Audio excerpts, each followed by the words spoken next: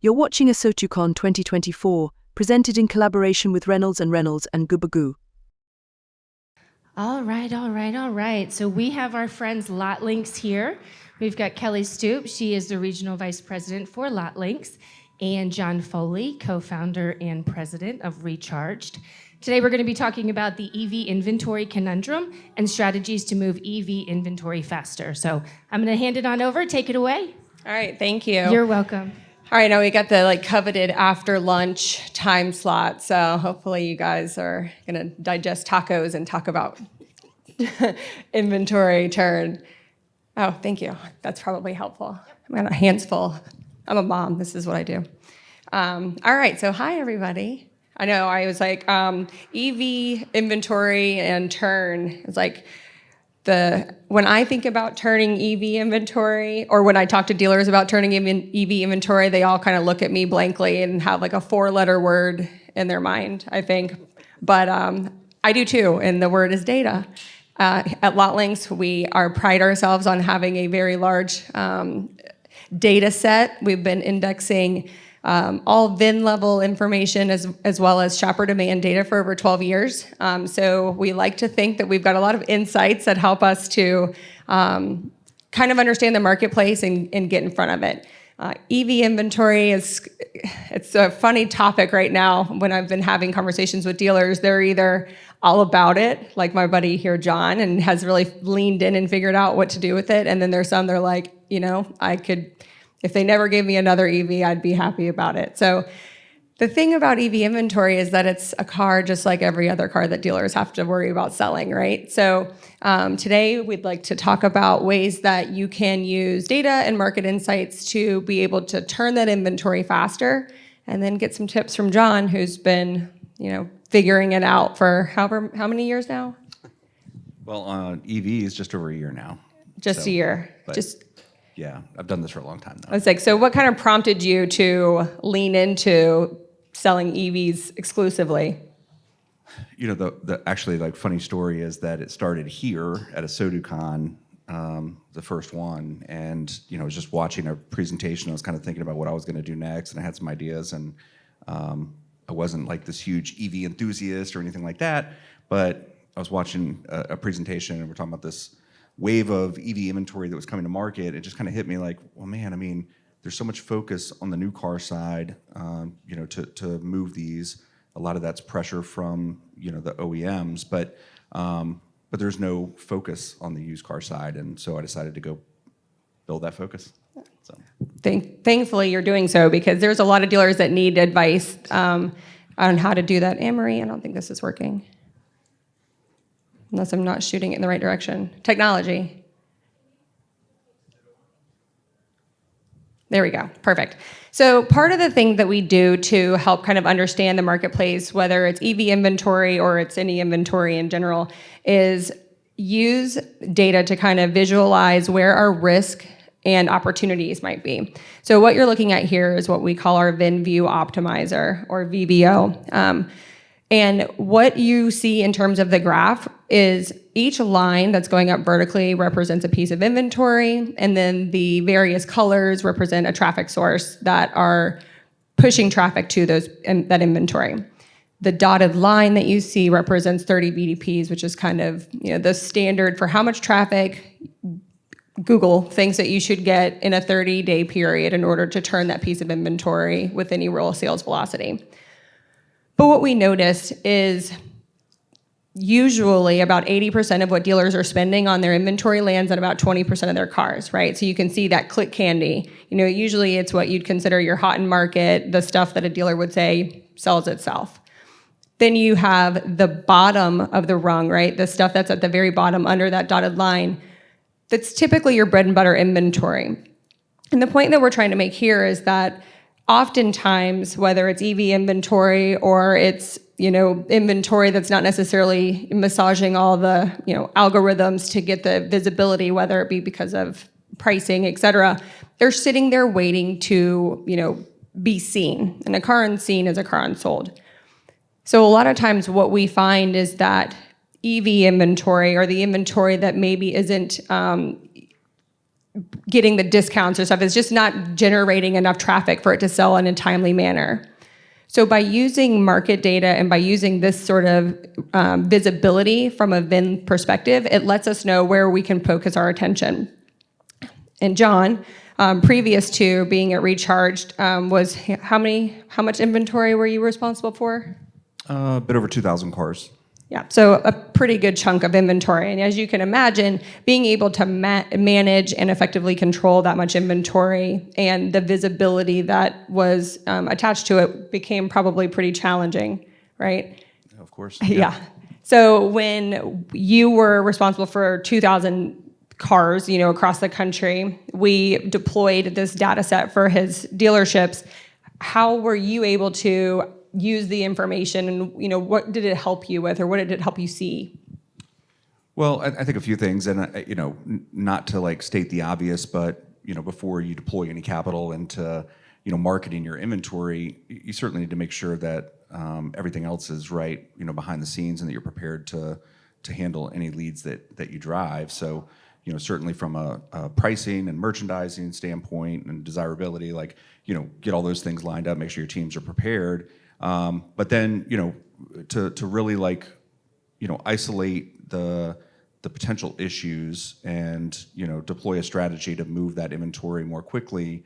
And it's critical, whether it's, the 50 cars I have today or, 2,500 cars, and more for others. So, understanding whether I need to make a pricing change, a market change, or any other change that'll drive, moving that car along.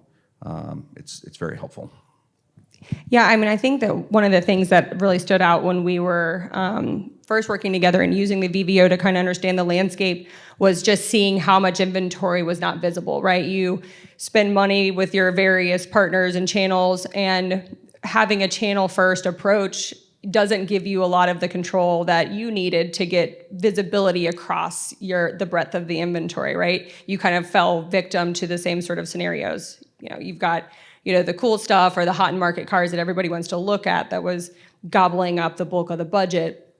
Meanwhile, you had all these very retail, ready units that were probably pretty margin rich that just weren't getting their shot at, being seen. So one of the things that we did with regards to strategy was focus on those things, right? So these types of data-driven strategies can be applied to any inventory, not just EV, right? So, but before John ended up at, or had the idea to make Recharge, he was selling, pre-owned inventory of the non-EV type. Did you guys have any EV inventory?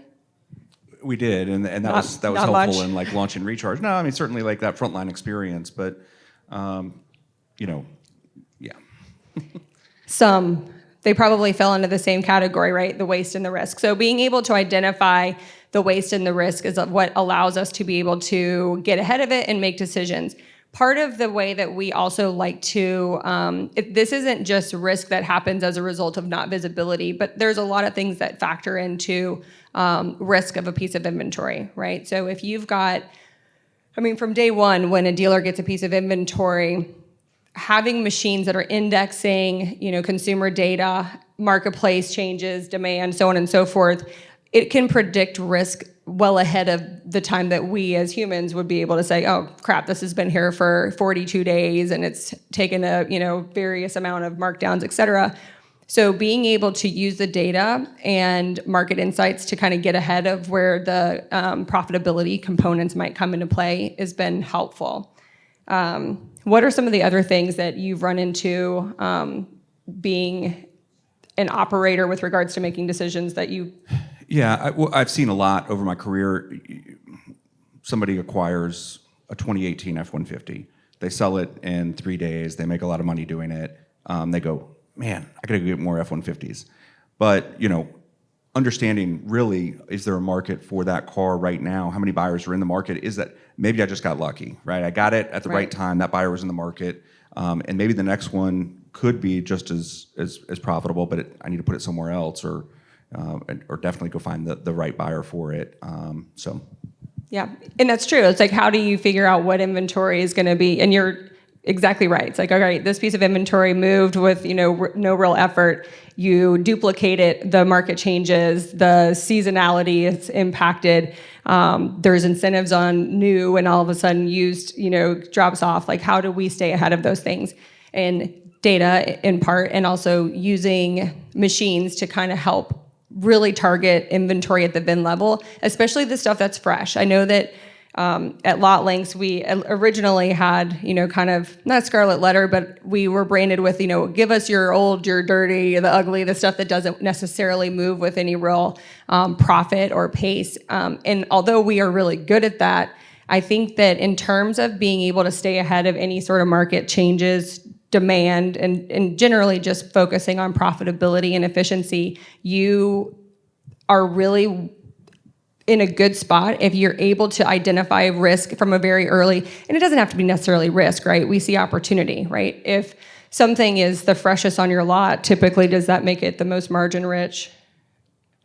No, not Not necessarily. Not I guess if you have a price to like, move strategy. Yeah, no, you would think, that should be the most profitable, but it's not always. You make a mistake during your acquisition and, move on.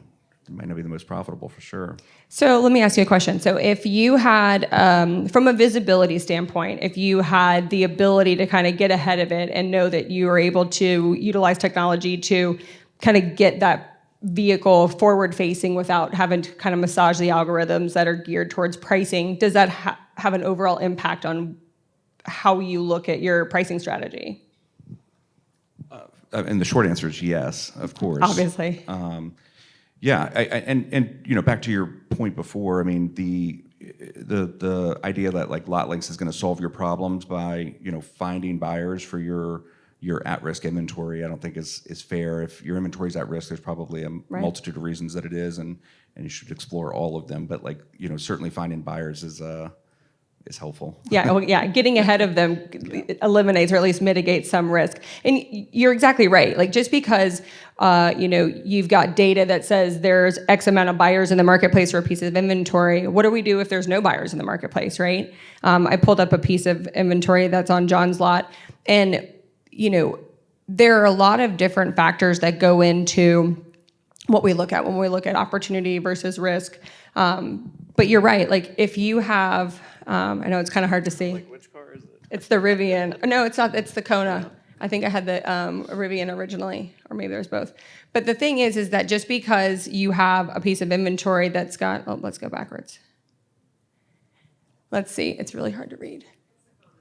It is the Kona. I'm just trying to see. So 68 days on lot, and we've had 75 total views, right? So this is a situation where maybe the visibility isn't as impacted, right? So if 30 VDPs is what Google says the standard is in terms of being able to move a piece of inventory with any real pace, and we've got 75, it's like, all right, well, what gives? What's going on here, right? But then you look at the quality factor. Like, what is the traffic that's being driven to that car? Are they really interested? And actually what I found is that with John's inventory, when I'm looking at the data, you have less propensity than like a typical franchise dealer to have that big variation, because I think you have such a deliberate shopper, right? I think that people who are interested in pre-owned EVs are very intentional about their journey. So I feel like you actually have been, in terms of traffic, in a really good spot. Like, when I was looking at John's VVO originally, his organic and direct traffic is, it's incredible. It's really good, because I think that from an EV, especially a pre-owned EV shopper, there's only X amount of inventory, although those numbers tend to keep going up. It's a very deliberate shopper. From a shopper experience, like, do you feel like that's the case once they get to the store? Yeah, we're very fortunate right now, and I realize that will not last forever. So what we offer is unique, and it's definitely catered to an EV shopper. We're providing them with the data that they're looking for, and we're there to provide a great experience, answer their questions, and so on. And so I would say that people who are shopping for an EV, and especially the ones who have really committed themselves to purchasing a used EV, they'll go to great lengths to find a good match, inventory and experience, and they'll travel quite the distance to do it. And so we're fortunate. Like they stumble upon us, whether they're in Texas, New York, Florida, like they're finding us. But that won't last forever. I know. Yeah. What did you say when we talked about this a little while ago? You're like, there's two types of EV customers. There's the ones that are like intentional and the curious. Well, there's three. So there's like the EV buyer, repeat buyer, who's very easy. But the two first-time buyers that we see are curious and committed. And like the committed are close to being repeat buyers in that like they've done a lot of research. They know they're going to buy an EV, and they just want somebody who can help them to complete that. The EV curious are the ones that need a lot more hand-holding. Yeah, they can. So what do you do at the dealership to kind of help guide them through that process? Because I'm sure a lot of dealers that aren't focused just on EV inventory probably struggle with that. It's like, okay, it is a different, I would expect, experience from a salesperson perspective. Yeah, it's probably difficult for, a dealer who's not entirely leaning in on the EV, the used EV thing especially, to help that person the way they need to be helped, because what we're able to do is let them drive 10, 15 different vehicles, different makes and models, and figure out what it is that they want. Whereas, most dealers, less than 1% of their used inventory is EVs. So it's like they have one car and I can go check it out, and there's probably not a specialist there who can really walk me through, that car and EV ownership. Yeah, I mean, John has told me stories. I mean, for the most part, they've all ended up in transactions, which I guess is ultimately the goal here. But, it's not necessarily on the franchise side, it's like, oh, let's, talk about time and getting people in and out of the store. These are people that are electing to spend several hours into the store. So I guess that's a good thing. It makes your showroom look full all the time. Yeah, today, I mean, it's, that's obviously like a difficult business to scale when every one of those customers needs a very long experience, but it's not all of them. So, and it'll get better. Yes. So this was the Rivian that I was talking about. So you can see here, there's 2 in-market buyers, but it's been on the lot for 123 days, right? And this is with regards to traffic on the third-party listing site. So what we also want to focus on is, when you're thinking about endemic sites in particular, right, you're looking at how are we generating the traffic, and is it resulting in any real sales velocity or the ability for us to be able to turn that piece of inventory. So using all this data, can be daunting, but it also can give you a lot of insight into, is what I'm paying for helping me turn this inventory, and is it helping me maintain profitability, right? Or what's the cost of having to use this as an outlet for promotion? All right. So on to our next even deeper data set. What we also have talked about for John, because he's got very specific inventory and because there's a growing demand for pre-owned EV. I actually heard something recently that EV used car searches is up like 29%. So obviously it's building momentum. I'll give you some credit for that. Obviously you're driving the recharge, so to speak. So another thing that John and I talked about that was going to be helpful in kind of step 2 in what he's trying to do as an organization is expand his footprint, right? So, all right, so let's not just, in theory say, let's just cast a bigger net and pick up a bigger market area. We're going to use some of our market analytics and data to help understand, is there demand there supportive of him trying to cast a bigger net? So what's your, thought around, using, some sort of technology to say, let me expand my footprint, but I only want to do it in certain areas?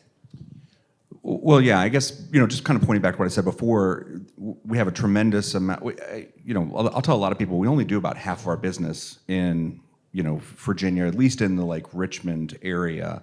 The other half of the business mostly comes out of state, and big chunk of it comes up from North Carolina and then DC metro area, but then we go across these other states. And, certainly if I've got the opportunity to, sell more cars into these markets, whether it's DC, Charlotte, Raleigh, wherever, I want to explore that opportunity. And like our hunch, going into it is that like, yeah, I mean, we're clearly seeing the demand out of those markets, and we've got the product that they're looking for. So how do we get it to them? without just, throwing a bunch of money at a third-party listing site to, to expand my reach. So. And that's a good point. So if you've got people coming from out of state, I know that like a lot of the states vary with regards to their tax credits and the different incentives that they offer. How does that apply, and what things do you have to be aware of, or what advice would you give dealers that are also trying to sell more EV inventory that would help them kind of avoid pitfalls or understand, the things to look for? Well, as far as like, any kind of tax credits or incentives that are out there, it's difficult for anybody to know, what every state has available. But there are tools out there that can help you quickly guide, your customer through understanding what they might be. The point of sale tax credit is the easiest because it's federal, and it regardless of what state they're coming from, right, it applies. If they qualify and the car qualifies, then we can execute that. So, yeah. If that's helpful. Yeah, sure. I mean, I think I do recognize that every state has, a variation of, tax credit. And I think that that's always changing, which is probably why it's hard to put your finger on. But maybe that's part of the reason there's been, a little reluctance, from the franchise side, just because there's these ever-changing, elements that make it difficult to really lean in. Virginia is a state where there has been legislation passed to create tax credits, for purchases, new and used, but they're not funded. They've never got it funded. So like, it's very confusing for a buyer who's online Googling and like, they're like, oh, hey, what's up with this Virginia tax credit? And like, well, it exists, but it doesn't exist. And that's difficult to explain. Awesome. So one of the things that we are really focused on is just understanding what the data is telling us and then how to deploy it, right? So this is just specific data that we were able to extract from an insight perspective for John's store in particular, right? Used EV trends in the DC, Northern Virginia market.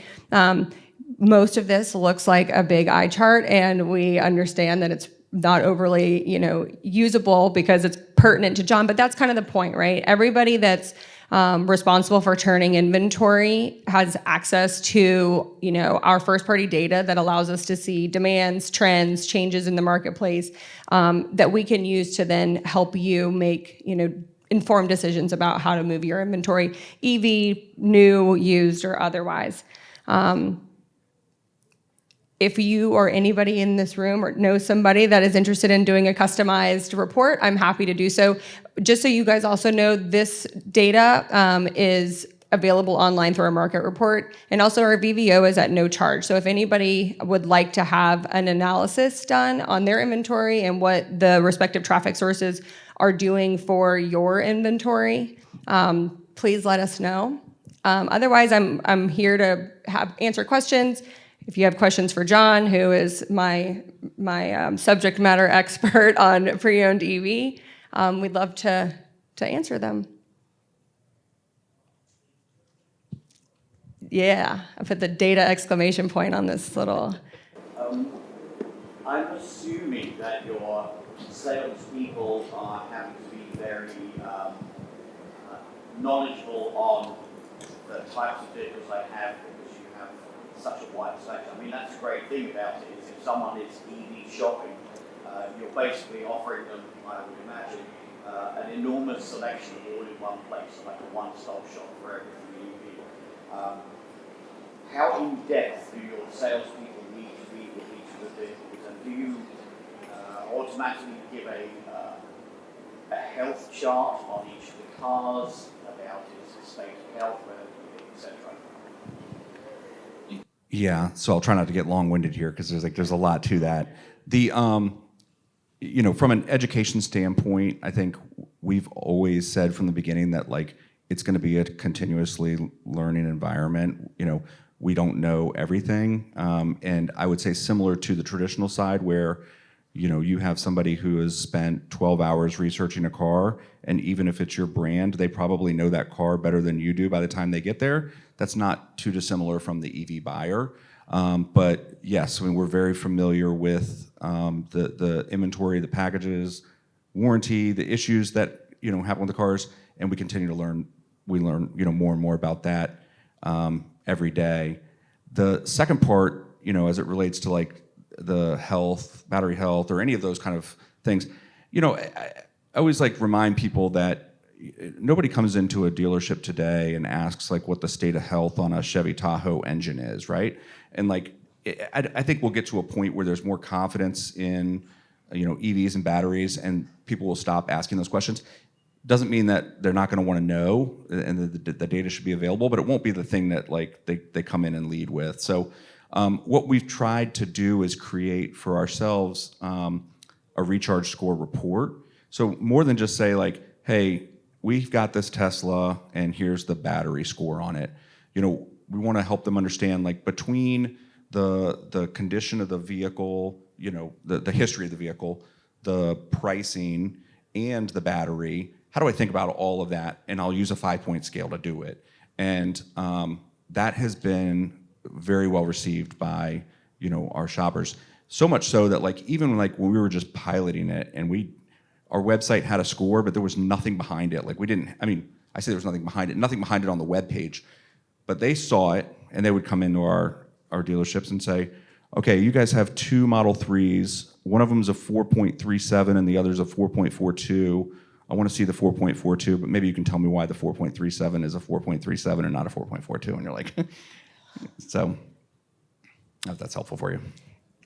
I had a question about that too, because I asked John, I was like, what's your B back rate on like cars? And he's like, actually his like return rate on pre-owned EVs was far less than it was when you were selling ICE vehicles, right? It's like, we've only, and you're talking about like a return. So we do have to build confidence for our buyers, we've got a 7-day, no questions asked return policy.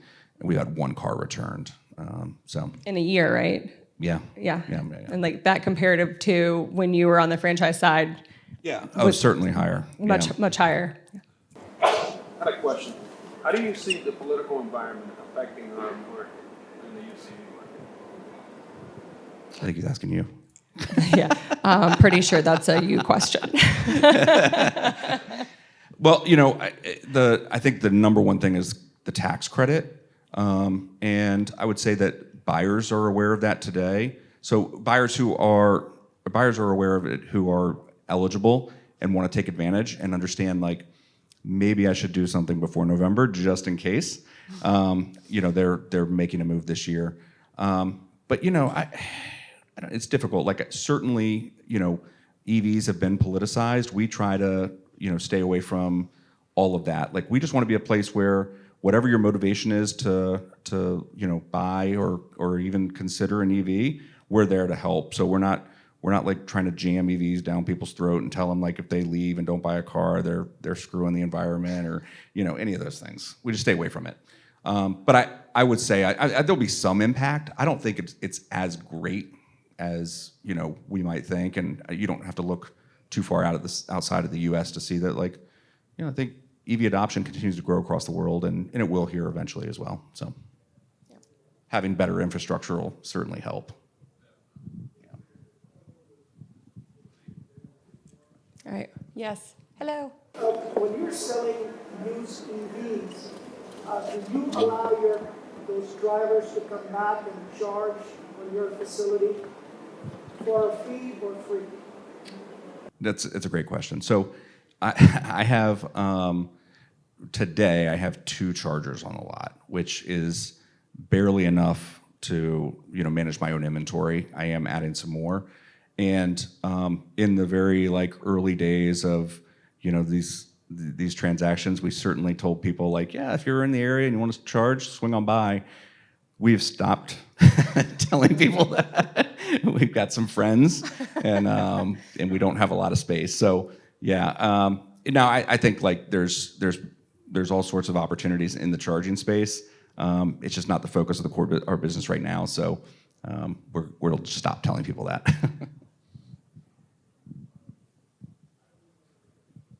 I'm sure a franchise store would love for somebody to say, hey, can you, I'm in the area, can you give me a full tank of gas?